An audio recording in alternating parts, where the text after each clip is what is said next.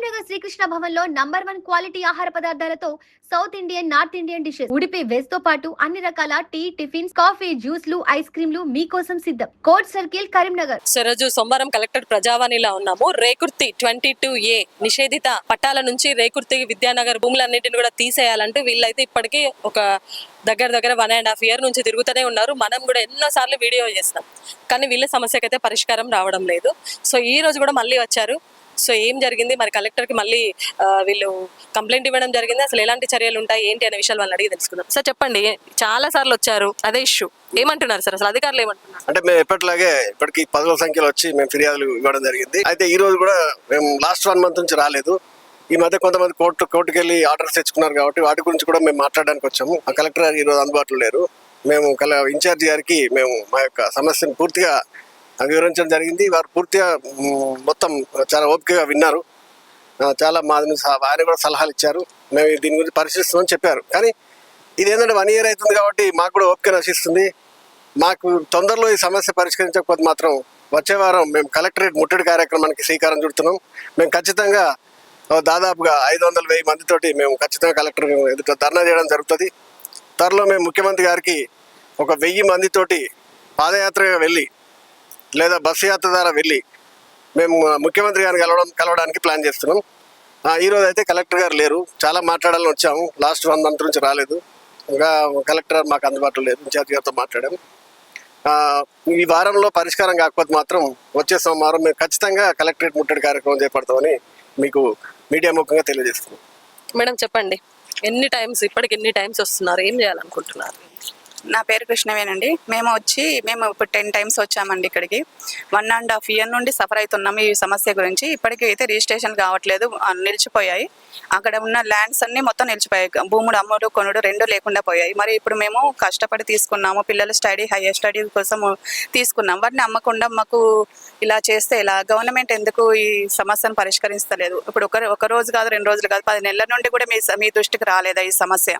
ఎందుకు మరి దీన్ని ఎందుకు నెగ్లెక్ట్ చేస్తున్నారు? మా సమస్య మీకు పట్టదా? ప్రజాపాలన అంటే ఇలానే ఉంటుందా? ప్రజలను ఉద్ధరించాలి కానీ ప్రజలను ఇబ్బంది పాలు చేయొద్దు కదా. 10,000 కుటుంబాలు సఫర్ అవుతున్నారు. చాలా మంది ఆత్మహత్యలు చేసుకునే పరిస్థితికి వెళ్ళారు. పెళ్లిళ్ళు అయిపోయాయి, చాలా ఇబ్బంది పడుతున్నారు. దీన్ని తొందరగా పరిష్కరించాలని ఇవాళ కూడా మేము మళ్ళీ విన్నవించుకుందామని వచ్చాము. సార్ని కలిసాము. సార్ అయితే కొంచెం టైం ఇచ్చారు, 15 days. మరి మేము చూస్తామని అన్నారు. చూస్తాం సార్. ఇప్పుడు మళ్ళీ 1 week తర్వాత వచ్చి మళ్ళీ ఒకసారి కలుస్తాం. వాళ్ళు సీరియస్గా ఈ సమస్యను పరిష్కరించకపోతే సీరియస్గానే ధర్నా చేయాల్సి వస్తుంది. ఇంకా అలానే నిర్ణయించుకున్నాం మేము. ఎందుకంటే చాలా మంది ప్రాణాలే పోయే పరిస్థితిలో ఉన్నారు. ఎందుకంటే ల్యాండ్స్ పోక, రిజిస్ట్రేషన్ కాక, పిల్లల స్టడీలు కాక, నార్మల్ పీపుల్ సార్ వాళ్ళంతా చాలా ఇబ్బంది పడుతున్నారు. దీన్ని కొంచెం తొందరగా సీఎం రేవంత్ రెడ్డి సార్ తొందరగా పరిష్కరించాలని మేము విన్నవించుకుంటున్నాం సార్. Thank you. ప్రస్తుతం మనతో బీజేపీ నేత బాలరెడ్డి గారు ఉన్నారు. సార్ బాలరెడ్డి గారు చెప్పండి, మరి ఏంటి సమస్య? రేకుర్తి గ్రామాన్ని గత ఆర్డీఓ గారు ఏదైతే నివేదించినటువంటి ఒపీనియన్ ఉందో దాని ఆధారంగా పోయిన కలెక్టర్ గారు 22/Aలో అది చేర్చడం జరిగింది.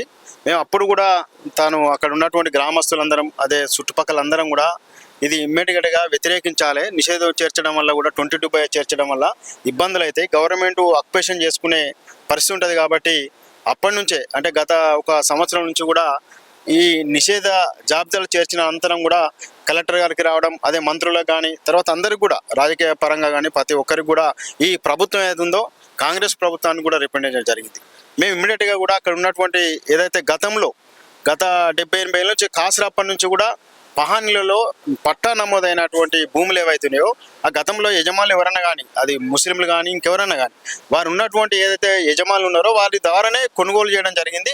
వాళ్ళందరూ కూడా ప్లాట్లుగా భూములు కొనుక్కొని ప్లాట్లుగా చేసిన తర్వాత ప్లాట్లన్నిటి కూడా ఒక 4-5 ఒక్కొక్కరు అనేక మంది కూడా చేతులు మారడం జరిగింది.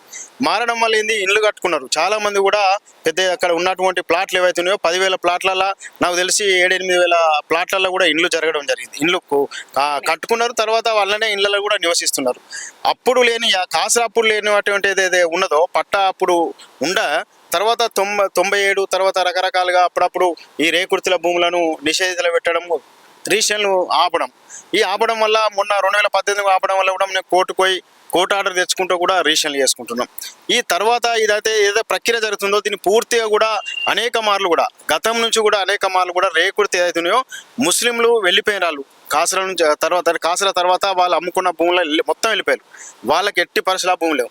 40-50 ఏళ్ళ నుంచి కూడా పట్టదారులు కొనుగోలు చేసిన వారు ఉంటే ఈరోజు ఏదైతే ఈ మన ఆర్డీఓ కానీ కలెక్టర్ గారు మేడం కానీ ఎలాంటి అదే ఫీల్డ్ మీద ఎంక్వైరీ లేకుండా ఎలాంటి అసలు ఈ భూములు ఎక్కడి నుంచి వచ్చినాయి కూడా తెలియకుండా నేషనల్ జాబ్ చేసాం. మేము దాన్ని తీవ్రంగా ఖండిస్తున్నాం. ఖచ్చితంగా కూడా ఈరోజు మేమైతే అడిషనల్ కలెక్టర్ గారికి ఇచ్చినాం.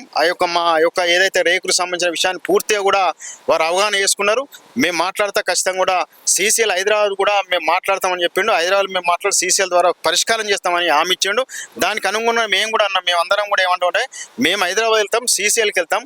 మేము కూడా పోయి అక్కడ ఉన్నట్టు మా ఏదైతే పేపర్స్ ఉన్నాయో అవన్నీ కూడా చూపెట్టి ఈ ప్రక్రియను కూడా ఏదైతే వేగవంతంగా మీరు పూర్తి చేయాలని మేమైతే డెడ్ లైన్ పెట్టడం జరిగింది. ఒక వారం రోజులు తను ఖచ్చితంగా కూడా రేపెల్లుండి మళ్ళీ కూడా మేము అడిషనల్ కలెక్టర్ గారిని కలుస్తాం.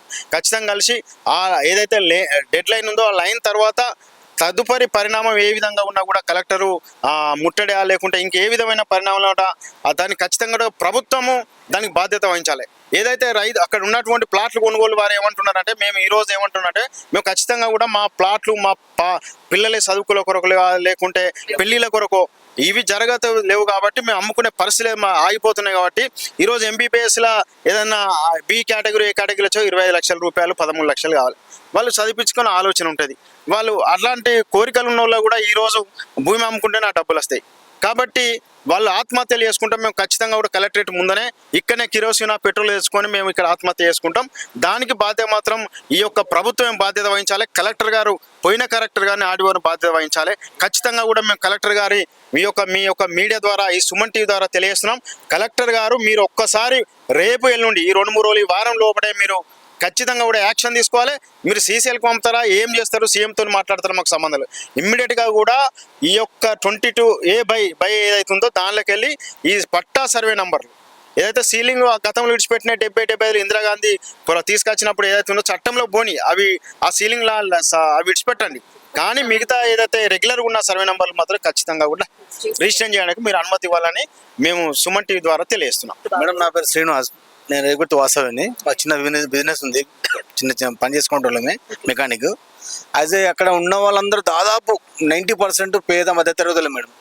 ఏదో పైసా కూడబెట్టుకొని చిట్టీలు వేసుకొని జాగాలో ఉంటున్నారు మేడం. ఎవరైతే తెలియదు అయితే కొనుక్కోరు, పలానా వాళ్ళు కొనుక్కున్నారు అనే ఉద్దేశంతో వెంచర్లు వేస్తున్నారనే కొనుక్కున్నాం. ఇప్పుడు నేనే కొనుక్కున్నా. అక్కడ నా బిడ్డ పెళ్లి కోసం ఉంటుంది అని చెప్పేసి నేను 15 ఏళ్ళ కింద కొనుక్కున్నా. అప్పుడున్న లెక్క ప్రకారం ఇప్పుడు సరే రేట్ పెరిగింది, నాకు రేట్ వస్తే నా బిడ్డ పెళ్లి అయితే అనే ఉద్దేశంతో కొనుక్కున్నా. జూలైలో పెట్టిరట మేడం. నా బిడ్డ పెళ్లి పెట్టుకున్నంత వరకు నాకు తెలియదు. జూలైలో మన పెట్టిరట, ఇది 22 బయ్యాలు చేర్చిరట. దానివల్ల ఇప్పుడు నాకు జాగమ్ముడు అది వాళ్ళు రిజిస్ట్రేషన్ చేసుకోలేక ఎంత అవస్థ అయిందంటే ఇప్పుడు వచ్చే వారం అంటారు కదా, అప్పుడు వచ్చేసి ఫస్ట్ అటెంప్ట్ నాదే ఉంటుంది మేడం. ఆత్మహత్య చేసుకుంటూ కరెక్టే. మాకు అంతకుమించి వేరే మార్గం లేదు. ఎందుకంటే ప్రభుత్వం ఆంధ్రప్రదేశ్ ప్రభుత్వంలో పంచుకుంటే మేడం తెలంగాణ కొట్లాడుకున్నది ఎందుకరగా మేడం? మా ప్రజలను మన తెలంగాణ ప్రజలను మోసం చేస్తారా ఈ రేవంత్ రెడ్డి ప్రభుత్వం? మేడం, ఆంధ్రప్రదేశ్ ప్రభుత్వం మంచిగుండే తెలంగాణ కోరుకున్నది ఎందుకైనా మమ్మల్ని దోసుకోవడానికా? పేదోళ్ళను మధ్య తరగతులను దోసుకోవడానికా? మీరు పెద్ద వాళ్ళ ఇళ్ళలో జోలికోరు, వాళ్ళ భూముల జోలికోరు. మాలాంటి వాళ్ళు దొరికారా మీకు? అక్కడ ఉన్న వాళ్ళంతా అలా మేడం. మీరు అవసరమైతే ఒకసారి ప్రభుత్వం దిగి రావాలి, అక్కడికి వచ్చి ఎంక్వైరీ చేయండి. చేసి అది ఏదో మాకు న్యాయం చేయాలి, లేకపోతే ఆత్మహత్యలు చేయడం. రేకుర్తి 22A నిషేధిత భూముల దాంట్లో జాబితాలో చేర్చడం జరిగింది. దీనివల్ల చాలా రిజిస్ట్రేషన్స్ ఆగిపోయాయి.